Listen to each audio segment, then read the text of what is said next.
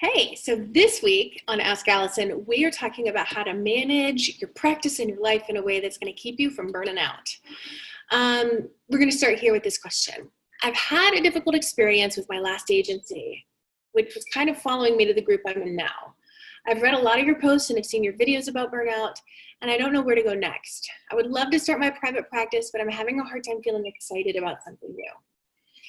First, I'd like to thank Therapy Notes for sponsoring us. I'd also like to thank this person for sending in this really personal question, because I think a lot of us have felt this, but that doesn't mean we've always been as open about it and asked for help. So thank you. So here's the tough part about private practice is I truly believe private practice is the absolute best possible situation to prevent burnout, but the path to get there can exacerbate burnout. There's a lot that needs to be done, and without the motivation to get it done, there are just more opportunities to beat yourself up and to feel like you're failing.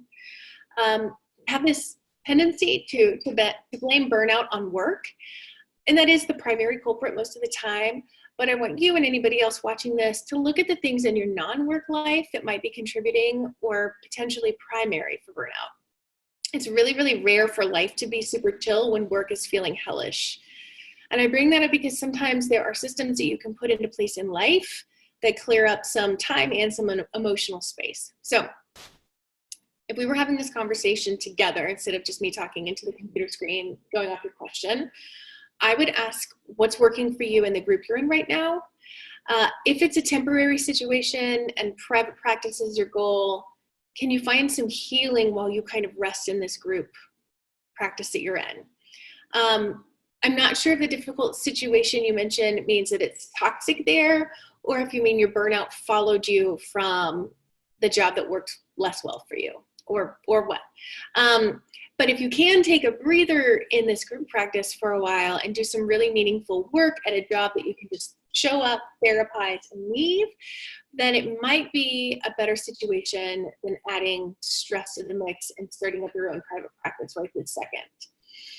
If you have the financial resources, taking some time off work or doing different, less emotionally charged work and slowly building your practice as you feel inspired to do so might be the best possible thing, but I know most of us don't have that luxury. I'm going to put it out there just in case you do have the financial means to be able to do that. When I felt burned out, some things that have helped me are only working with clients I do my best work with. This might be possible in a group practice situation. It might not, but it's worth asking. And that's partly because I really if my clients aren't progressing and they aren't doing well, I can take that personally. It's a choice, I know. But when I'm feeling burned out, I'm less capable of distancing my clients aren't progressing from, obviously, I suck. But if I'm doing the clients that I know I always do good work with, then it's a confidence boost for me, and it makes me feel more connected to therapy in general and loving the work that I'm doing. Remembering why I became a therapist and really staying rooted in that as a motivator. Also creating systems, not just in work, but also in life too. I share my systems in the Private Practice Life Balance course in the Abundance Party. More sleep, more exercise that I enjoy, not punishing exercise, which is truly just more stress on your body, but moving my body in ways that I really enjoy. Hobbies, which I'm fairly new to. And then when I can, saying no to anything that isn't pleasurable. Often when we're burned out, there's a problem between the ratio of things we're doing and pleasure.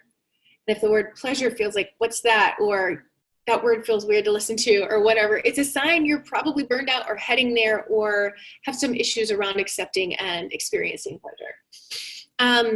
So long story short, if you're climbing your way out of burnout right now, private practice can be great to hasten that climb. But if you're circling the drain with burnout, it makes me nervous to encourage you to take that route right now unless you have the financial and emotional resources to support yourself for a while.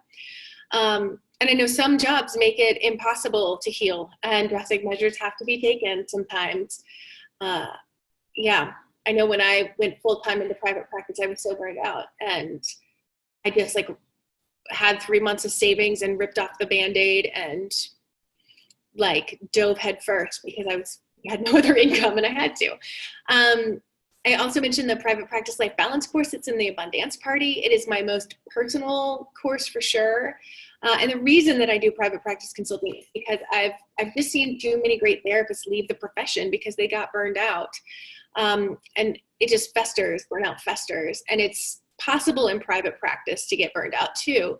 But you have control of your own business and to work the way you want to. And it's something that we can create for prevention. Even if we get into that place in private practice, we can get ourselves out of it and we can put some parameters in place so it doesn't happen like that again.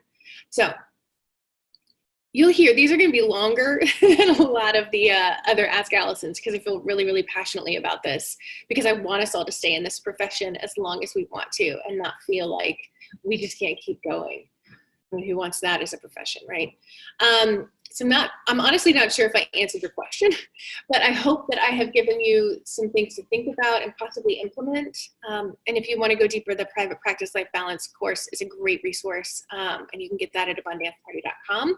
If you guys have questions for me, I'd love to answer them in here. Ask@abundancepracticebuilding.com is how you can submit a question. Thanks so much.